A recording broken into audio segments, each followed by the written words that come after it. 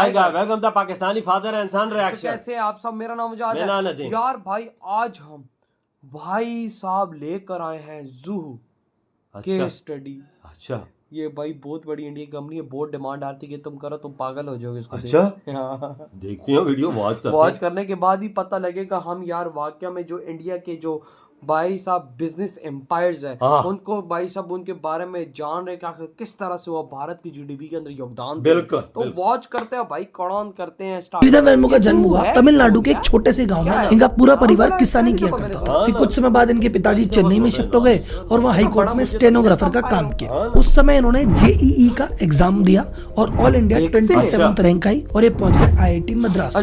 तो श्रीधर वेम्बू अपनी फैमिली के पहले व्यक्ति थे जो कि ग्रेजुएट हुए। इन्होंने चूज किया इलेक्ट्रिक इंजीनियर। इन्होंने कहा हाथ से कंप्यूटर बनाना है, मशीनें बनानी है, या तो साइंटिस्ट बनेंगे या प्रोफेसर बनेंगे या इस एरिया में फंडामेंटल रिसर्च करेंगे। इनका दिमाग बहुत लगता था। लेकिन जब इन्होंने आईआईटी मद्रास के सिलेबस से गुजरे, इन्होंने कहा यार मजा नहीं आ रहा, वो गहराई नहीं है जो मुझे चाहिए।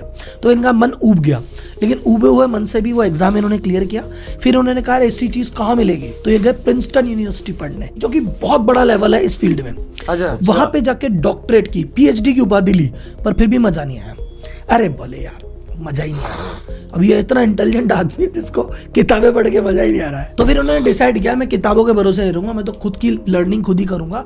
और ये किताबें लेके लाइब्रेरी में बैठ के अपने हिसाब से पढ़ाई करने लग गए, रिसर्च करने लग गए और चीजों को समझने लग गए। अब फाइनली लाइफ की जर्नी तो चल रही थी। मद्रास भी हुआ, प्रिंसटन भी हुआ, एक बढ़िया कंपनी में जॉब भी लग गई, सब पैकेज वैकेज भी अच्छा, पर अंदर से तसल्ली नहीं हो रही थी कि यार कुछ करना चाहता था, पढ़ाई लिखाई में तो कुछ हुआ नहीं, अब क्या करें। लेकिन चलो देश के लिए कभी कुछ करेंगे, मौका मिला तो। ये इतने इंटेलिजेंट थे कि वो कंपनी में एक प्रोजेक्ट था, उसके लिए C++ नॉलेज की जरूरत थी। वो लैंग्वेज इनको आती नहीं थी, किताब पढ़ के खुद ही सीख ली और थोड़ी देर में उसके बेसिस पे ऐसा सॉफ्टवेयर बना दिया जो हार्डवेयर भी उससे कंपेटेबल हो गया। तो जीनियस तो बॉर्न थे भैया। तो ये टाइम था 1994 का, 1994 का। 96 के आसपास इनके भाई ने प्रपोज किया कि यार कंपनी बनाते हैं खुद की और इंडिया में जाके बनाएंगे ताकि इंडिया में रोजगार जनरेट हो और इंडिया का नाम।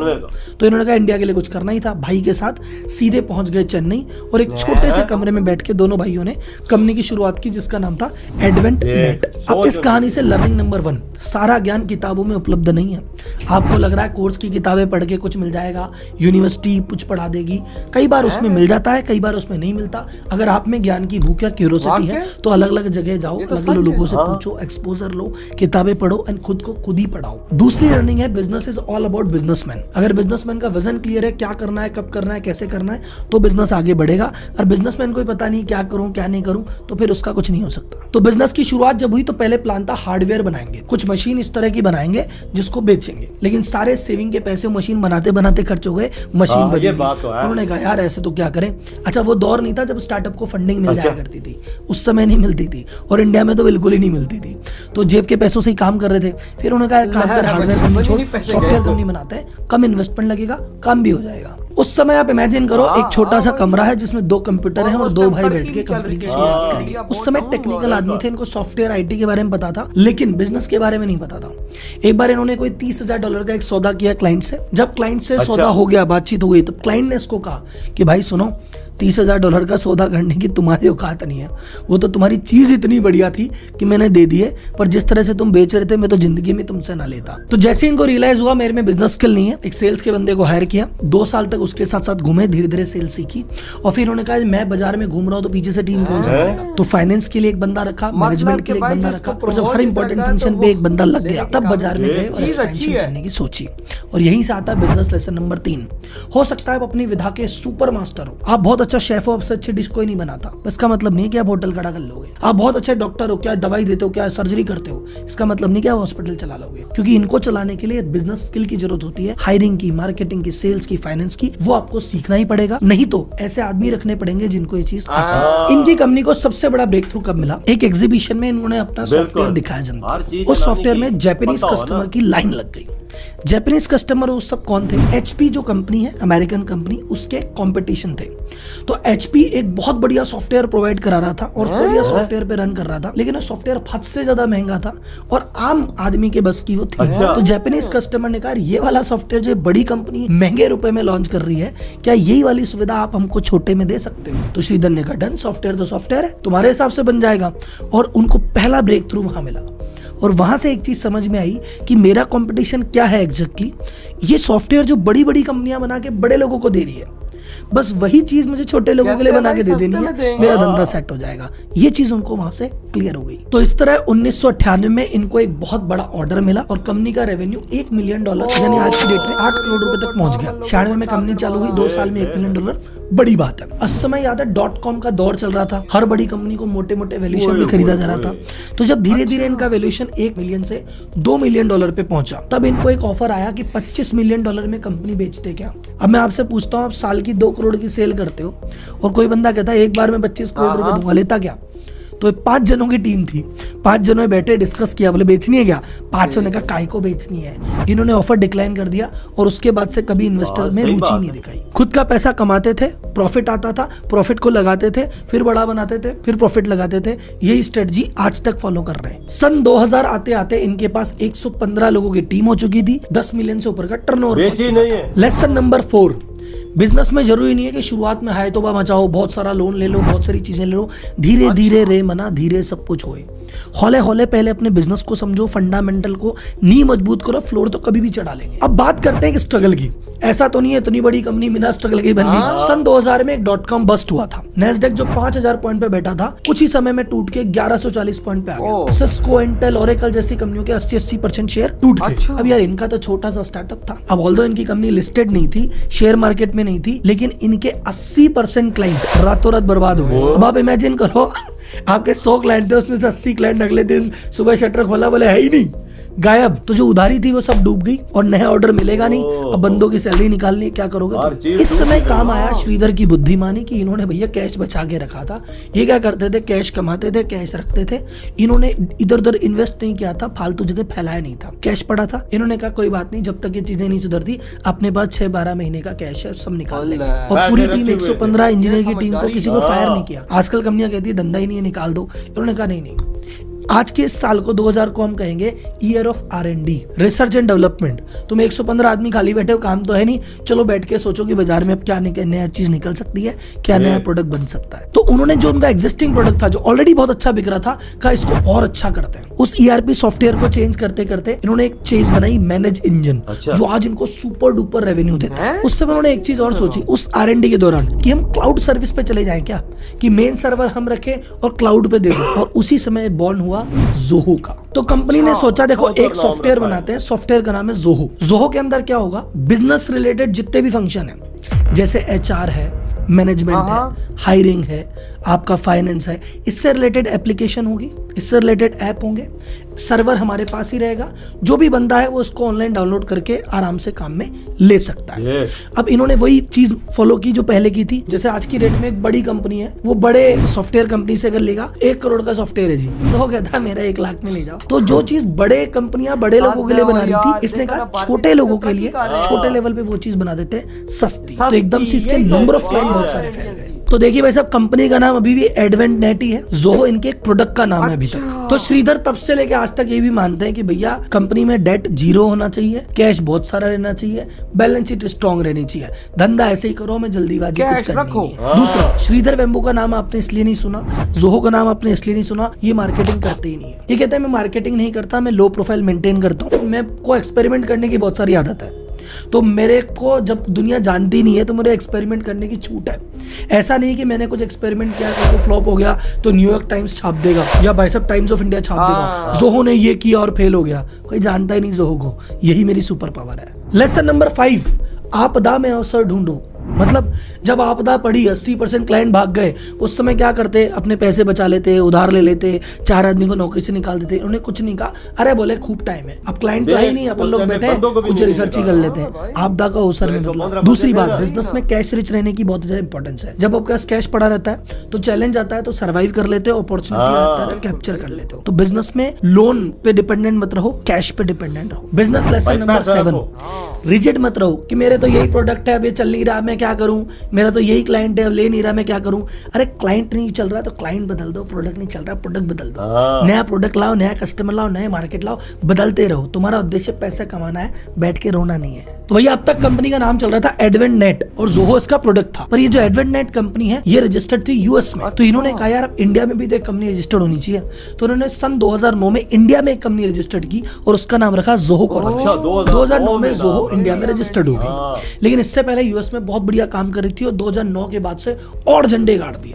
लेकिन ऐसा क्या था इस कंपनी में स्पेशल जिसकी वजह से इतनी सक्सेसफुल है? इसके कुछ कोर कॉन्सेप्ट हैं, वो सीखिए। सबसे पहला कॉन्सेप्ट ये इसलिए चली बाजार में, ये थी लो कॉस्ट। अच्छा। इन्होंने यूज किया क्लासिक जियो आर्बिट्राज प्ले। इसको क्या कहते हैं कि जिस कंट्री में सस्ता मिलता है वहां से ले लो और जिस कंट्री में महंगा बिकता है वहां बेच दो। तो सबसे ज्यादा महंगा टेक कहाँ बिकता है? यूएस में। और सबसे सस्ती टेक की लेबर कहाँ मिलती है? इंडिया में। तो इंडिया के लोगों से काम कराओ और यूएस के लोगों को माल बेचो। इंडिया में सैलरी सस्ती, इंडिया में रेंट सस्ता, इंडिया में सब कुछ सस्ता और यूएस में सब कुछ महंगा। तो भाई साहब इनकी कॉस्ट सस्ती होने के चक्कर में ये सस्ते में प्रोवाइड कर पाए और भाई साहब यूएस मार्केट में सस्टेन कर गए। जोहो की एक और परफेक्ट स्ट्रेटजी है कि इनके प्रोडक्ट बहुत सारे हैं। ऑन एन एवरेज इनकी टीम इतनी सॉलिड है कि हर साल में 3 नए प्रोडक्ट लॉन्च कर देती है। तो जितने ज्यादा प्रोडक्ट होंगे उतनी ज्यादा सेल होगी। प्रोडक्ट ऐसा नहीं सुपर खतरनाक हाईटेक लॉन्च करते हैं, वो कहते हैं कोई भी नया प्रोडक्ट जो हमारे पुराने प्रोडक्ट को सपोर्ट करे। जैसे एप्पल ने एक पूरा इंटीग्रेटेड सिस्टम बनाया कि लो पहले मैक ले लो, फिर मोबाइल ले लो, फिर घड़ी ले लो, फिर ये ले लो, फिर वो ले लो। वैसे ही जोहो सारे अपने अलग अलग सॉफ्टवेयर बना रहा है कि आपने बिलिंग काम में लिया, अच्छा लगा मेल वाला भी ले लो, मेल वाला अच्छा लगा एक काम करो सप्लाई भी ले लो। धीरे धीरे करके 45 से ज्यादा ऐप बाजार में इस समय जोहो के काम करते हैं। तो सबसे पहले सस्ता देते हैं, दूसरा प्रोडक्ट बहुत सारे हैं, तीसरी चीज उन्होंने क्या यूज की फ्रीमियम मॉडल कि पहले कहा तुम्हारा सॉफ्टवेयर फ्री में काम में लो 1-2 महीना, फिर मजा आए तो बाद में पैसे देना, नहीं तो रहने देना। अब जिसने फ्री में काम लिया उसका बिजनेस पे पहुंच गया, लोगों को समझ में आ गया, फिर कौन चेंज करता है भैया। तो इस चक्कर में मार्केटिंग की बहुत ज्यादा जरूरत है पड़ी। चौथी strategy channel partner and referral. Zoho marketing में बहुत ज्यादा पैसा खर्च ही नहीं करता। जोहो ने कहा भैया हमारे प्रोडक्ट में दम है, कस्टमर उसकी तारीफ करते हैं, मेरे एक कस्टमर ही अगला कस्टमर लेके आएगा। तो इनका पूरा बिजनेस मॉडल या तो रेफरल पे चलता है या इन्होंने कस्टमर्स को ही चैनल पार्टनर बना दिया कि भैया तुम ही ले लेके आओ और अपना commission low. Last and most important gap in the market. बड़ी बड़ी कंपनीज को बड़ी बड़ी आईटी कंपनियां बड़ा कॉम्प्लेक्स सॉफ्टवेयर बेच रही है और उससे पैसे कमा रही है, पर जो छोटे बिजनेसमैन हैं इनको के लिए कोई है ही नहीं। तो इन्होंने कहा छोटे की रक्षा के लिए मैं आता हूँ। वो गैप मार्केट में ढूंढा, छा गए। तो ये थे 5 फंडामेंटल बिजनेस कॉन्सेप्ट जिसकी वजह से जोहो मार्केट में आया, टिका और अब लीड कर रहा है। अब एक सवाल आपके मन में आता होगा सर इसके पास 11,000 एम्प्लॉई हैं, ये हायरिंग कहाँ से करता है, इसके पास पैसा कहाँ से आता होगा, इसके बाद लोग कैसे हैं? श्रीधर वेम्बू कहते हैं देखो जी बात ऐसी है, जो बड़े बड़े कॉलेज हैं वहां पे तो TCS आती है, टेक महिंद्रा आती है, गूगल आती है, तो हमारे जैसे को तो कोई पूछता ही नहीं है। तो हम टॉप कॉलेज में जाते ही नहीं है, हम तो जो छोटे कॉलेज है ना लोअर रैंक के वहां से जाके बंदे लाते हैं। इन्होंने कहा जब मैं छोटे छोटे कॉलेज से बंदे लाता था उनको आता कुछ भी नहीं था, सिखाना सब हमको ही पड़ता था। मैं कहा जब हमको सिखाना ही है तो कॉलेज वाले को क्या सिखाना, ये 10th क्लास और 12th क्लास के बच्चों तक पहुंच गए। इन्होंने कहा कि जो इंडिया का एनिशिएंट गुरुकुल मेथड है उसको अप्लाई करते हैं, जिस बंदे को जिस चीज में सिखाना है उसी चीज को पढ़ाते हैं। तो इन्होंने 10th क्लास के बाद 12th क्लास के बाद बच्चों को कहा कि लो आ जाओ मेरे साथ डिप्लोमा कर लो। तो 2004 में 6 स्टूडेंट और 2 प्रोफेसर के साथ इन्होंने इस जोहो यूनिवर्सिटी की शुरुआत की। उसमें क्या किया जाता है, जितने भी बच्चों को हायर किया जाता है, किसी को 12th से हायर किया, किसी कॉलेज वाले को हायर किया, 6 महीने में उनको टेक वाली सारी चीजें सिखाई जाती है, उनको इंग्लिश बोलना सिखाया जाता है, सॉफ्ट स्किल सिखाई जाती है और 6 महीने में बंदे को तैयार करके सर्टिफिकेट दिया जाता है। उसके बाद अगर बंदा उनको पसंद आया तो जोहो में डायरेक्ट हायरिंग कर लेते हैं। उस समय जो स्टूडेंट है उससे कोई पैसा नहीं लिया जाता बल्कि उसको 10,000 रुपए स्टाइपेंड दिया जाता है। अब धीरे धीरे ये यूनिवर्सिटी थोड़ी बढ़ गई है तो 200-200 के बैच में स्टूडेंट को लिया जाता है। प्रोफेसर बहुत सारे रहते हैं ताकि एक एक बच्चे पे स्पेशल ध्यान दिया जा सके। आज के डेट में जोहो के 11,000 एम्प्लॉई हैं, उनमें से 1500 एम्प्लॉई ऐसे हैं जो जोहो स्कूल से डायरेक्ट आए हैं। जोहो स्कूल में आप ऐसा इमेजिन कीजिए कि एक बंदा नौकरी कर रहा था, उसका जो बच्चा है वो 12वीं बाद स्कूलिंग करके अपने पिताजी के साथ बैठ के नौकरी कर रहा है। इनफैक्ट इनके गार्ड इनकी कंपनी में एज IT काम कर रहा है। जोहो में काम करने वाले 15% इंजीनियर के पास कोई फॉर्मल डिग्री नहीं है, 12वीं बाद आए, कोडिंग सीखी और काम किया, और वो चाहते हैं कि धीरे धीरे ये रेशियो भी थोड़ा आगे बढ़े। जोहो में कल्चर है मीटिंग कम से कम रखते हैं, बोले मीटिंग में टाइम वेस्ट होता है, महीने 2 महीने में एक बार मिलेंगे और किसको जो क्वेश्चन है पूछो खत्म करो। जोहो में एकदम गूगल जैसी बड़ी तो नहीं पर पूरी सुविधा दे रखी है। जहाँ पे इनके ऑफिसेज है वहाँ पे प्ले ग्राउंड की सुविधा है, वहाँ पे नैप की की सुविधा है, वहाँ फ्री कैंटीन चलती है। जब कोरोना का टाइम आया था तो इन्होंने किसी भी एम्प्लॉय को निकाला नहीं था, बल्कि उनके खाने पीने की व्यवस्था की थी, और free food, free travel, free medicine already इनके सभी एम्प्लॉय को दिया जाता है। तो उसकी वजह से जहाँ पे इंडस्ट्री स्टैंडर्ड में 20%, 18% एट्रिशन होता है, लोग जॉब छोड़ के जाते हैं, जोहो में मात्र 7%। ये तो था जोहो ने अब तक क्या किया। अब जोहो क्या करना चाहता है?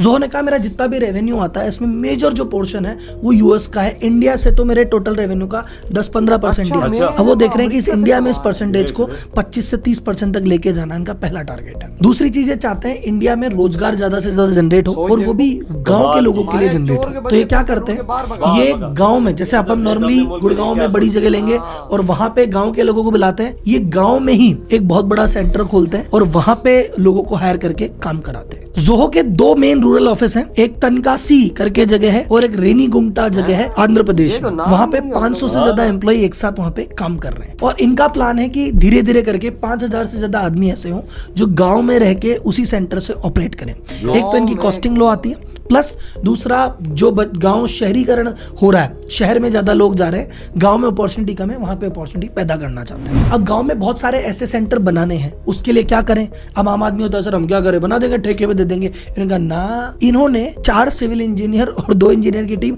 हायर कर ली है इन हाउस। बोले तुम बस बिल्डिंग ही बनाते रहो, और ऐसा नहीं गाँव में ऑफिस बना के छोड़ दिया, खुद गाँव में ही रहते हैं। इनका दिन सुबह 4 बजे चालू हो जाता है, 4 बजे उठते हैं, यूएस के क्लाइंट के साथ जो मीटिंग होती है वो मीटिंग करते हैं, उसके बाद 6 बजे सुबह निकल जाते हैं, लोकल तालाब में नहाते हैं, उसके बाद खेत का एक चक्कर लगा के आते हैं, फिर ब्रेकफास्ट करने के बाद इनका दौर चालू होता है मीटिंग्स का, प्रोजेक्ट की अपडेट लेना और मीटिंग करना, स्ट्रेटजी बनाना।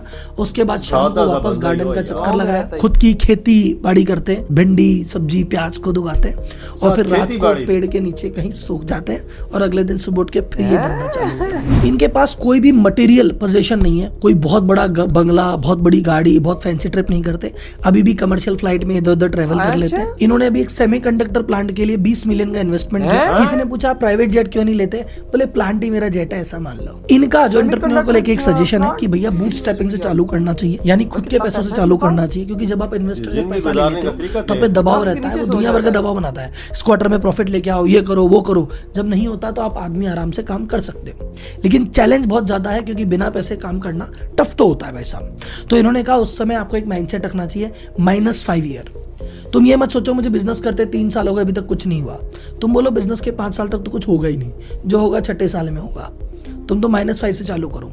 इसको गुजराती अगर उस पर लेके चलें, जब गुजराती कहते हैं धंधा जमने में 1000 दिन तो लगेंगे ही, 3 साल तो लगेंगे ही, ये -5 कॉन्सेप्ट से चलते हैं। बात वही है कि धीरे धीरे चलोगे तो स्ट्रॉन्ग फाउंडेशन बनेगी और एक बड़ा बिजनेस क्रिएट कर पाओगे, कस्टमर के बारे में सोच पाओगे, पैसे कम होंगे तो डिसीजन अच्छे लोगे। जब बहुत ज्यादा पैसा होता है, बहुत जल्दी काम करना होता है, तभी गलतियां होती हैं। तो आज की केस स्टडी से, इस व्यक्ति के जीवन से बहुत कुछ सीखने को है। मैंने इसके बारे में लगभग 250 पेज पढ़ा, 73 पेज के नोट्स बनाए। इस वीडियो को बनाने के लिए 13 पेज की शॉर्ट स्क्रिप्ट बनाई, और उसके बाद भी मैं बहुत सारी चीजें आप तक ले जा नहीं पा रहा हूँ। तो कभी एक दिन अलग से जोहो पे या श्रीधर वेम्बू पे 2 घंटे 3 घंटे के वेबिनार करेंगे, तब आपको जल्दी सूचित करूंगा। ऐसा ही कोई फेमस कैरेक्टर हो या कोई ऐसा व्यक्ति जिसमें ये वीडियो खत्म। यार आप खुद सोचो कि भाई साहब ये बंदा है कि क्या है, मतलब कि भाई साहब सॉफ्टवेयर बना के ये बेचता ही बाहर सस्ता, बाहर से और भाई साहब सारी कमाई अमेरिका से इंडिया में ला रहा है, और आज वही कमाइयां ला के इंडिया में सेमीकंडक्टर चिप्स पे इन्वेस्टमेंट मार दी है $20 मिलियन की। आम बंदा सादा सा दरख्त के नीचे सो जाता है, कहता है बंगले शंगले तुम्हारे पास गाड़ियां, वो जेट मैट इतने हाई फाई नहीं, और कहता है भाई साहब मेरी इन्वेस्टमेंट ही मेरा फाइटर जाए, वो मतलब प्लेन है, ना घर है, ना कुछ है, ना काछ है। ओ भाई साहब मैं हूँ इस बंदे पे, ये बंदा इंडिया के अंदर कर क्या रहा है आज, तभी तो इंडिया के अंदर गरीब नहीं रहा। आप खुद सोचो भाई साहब, ये वो बंदा है जो अगर इसकी कंपनी में बाहर गेट पे खड़ा हुआ है गार्ड, तो उसका बेटा एसी में बैठ के प्रोग्रामिंग कर रहा, सॉफ्टवेयर बना रहा। देख ले, मतलब उसने 10वीं की, उसको उठाया, उसको सब कुछ उसकी स्टडी दी, उसकी फील्ड से रिलेटेड उसको अंदर लगा दिया काम पे। आज बहुत बड़ा काम कर रहा है, 1500 बच्चा उठाया इसने, तकरीबन गरीब, और वो मतलब वो 10वीं क्लास का, 12वीं क्लास। उनको ट्रेनिंग 6 महीने दे के कंपनी के अंदर एंटर कर दिया। ये भाई करो काम। करो सॉफ्टवेयर का काम। ओ भाई गांवों के अंदर भी खोल रहे हैं ये देखो यार, गांव के अंदर भी एम्प्लॉयज लगाए हुए हैं कि भाई सॉफ्टवेयर बनाई जाए। इस टाइम 45-60 इनके सॉफ्टवेयर जो अमेरिका में धड़ल्ले से बिकते हैं। देखो यार, इंडिया आप खुद सोचो आईटी में और सॉफ्टवेयर में किस प्लेटफॉर्म पर जा रहे हैं। हाँ, और इसने देखे कितने खाए। एक टाइम था कि इसका काम बिल्कुल ठप हो गया लेकिन था। भाई वही बात उसने है, हिम्मत नहीं आ रही ना, एम्प्लॉय को निकाला उसने। लेकिन वही बात इंडियन है ना, हाँ, इंडियन है। उन्होंने सोचा कि क्या करना है और आगे क्या निकलना है। देखो आज अमेरिका के अंदर से पैसा ला रहा है इंडिया। हाँ, ये इस तरह से आज इंडिया की कमाइयां हो रही हैं बिल्कुल। विदेशों और 2009 में उसने शुरुआत अपनी कंपनी की जूम में इंडिया में। इंडिया की इंडिया के अंदर एंटर हुआ है। हाँ। आप अंदाजा लगा और भाई ये साहब, बंदा है कि क्या आप चीज भाई है। साहब इंडिया के अंदर वही सॉफ्टवेयर बना के अमेरिका को वो महंगे दामों दे रहा है ना। मतलब महंगे दामों इस तरह से कि वहां के लिहाज से बहुत सस्ता है। हाँ बिल्कुल, जो क्योंकि इतनी बड़ी बड़ी कंपनी माइक्रोसॉफ्ट ये वो भाई इतने महंगे महंगे देते ही ये उनको उनसे सस्ता देता है ना। और भाई वो लोग धड़ल्ले से ले रहे हैं। हाँ, और तभी- देखो आज इंडिया की ये कंपनी यूनिकॉर्न बन चुकी है। देख ले कि इनके पास कितना पैसा होगा। यूनिकॉर्न है भाई साहब, $1 बिलियन किधर से उठाए तो क्या बना दिया इसने। ओ यार, क्या कंपनी खड़ी कर वही दी। ना भाई साहब। और इसको ये 25 इंडियन है ना, ये इसने हिम्मत नहीं आ रही। ये पाकिस्तानी भीख मंगू की तरह तो नहीं है। जब उन पाकिस्तानी इधर से पैसे उठाते हैं तो बाहर ले जाते हैं, भाई वही नहीं तो भाग जाते हैं, भाग जाते पैसा हैं। खा के। देख उसने अपने मुल्क के लिए सोचा, अपने गरीब लोगों के लिए और वो सोचा उस है, पे वर्क भी कर रहा है। वर्क भी कर और गांव गांव में ये और चीजें भाई हो रहा अभी है। इंडिया से सेमीकंडक्टर चिप्स के जो प्लांट है उस पे $20 मिलियन इन्वेस्ट कर दी। आप अंदाजा लगा ना। तो ये क्या बना हुआ है इंडिया में। तो यार आपकी क्या थॉट है, तेरी वीडियो तुम करते तो तो